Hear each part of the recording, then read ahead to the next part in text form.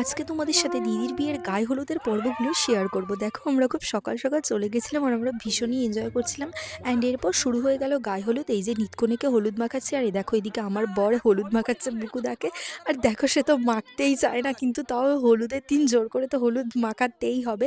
And এরপর চলছিল আমাদের এখানে হলুদ নিয়ে খেলা। আমাদের নিয়ম আছে শিল নোড়ার উপরে দাঁড়িয়ে কিন্তু এইভাবে কুড়িগুলোকে ভাঙতে হয়। আচ্ছা তোমাদের ওখানেও কি এই রিচুয়ালসটা আছে? যাই হোক, এরপর চলছিল দিদিকে বরণের পর্ব আর আমরা সবাই মিলে এরকমভাবে ঘুরছিলাম। আর এরপরে সমস্ত কিছু রিচুয়ালস কমপ্লিট হওয়ার পরে আমরা একটু ডান্স ফান্স করে চলে গেছিলাম একদম খেতে।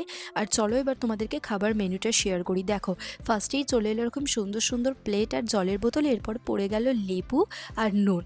আর এরপরে চলে এলো সাদা ভাত আর এর সাথে গরম গরম ডাল। নেক্সট ছিল আমার সবচেয়ে ফেভারিট আইটেম ঝুড়ি আলু ভাজা। আর এই ঝুড়ি আলু ভাজা সাথে গরম গরম ডাল আর লেবু দিয়ে মাখিয়ে খেতে আমার যে কি ভালো লাগে কি বলবো। কাজবাড়িতে গেলে কিন্তু আমার এই খাবারটা একদম বেস্ট লাগে। আর এরপর ছিল আলু দিয়ে বাঁধাকপির তরকারি, আর এরপর হচ্ছে কাতলা মাছ, অ্যান্ড শেষ পাতে ছিল চাটনি পাঁপড়। সো ভিডিওটা কেমন লাগলো জানিও। আর এরপর তোমাদের সাথে দিদির বিয়ের পর্বগুলোকে নিয়ে আসছি। So tata.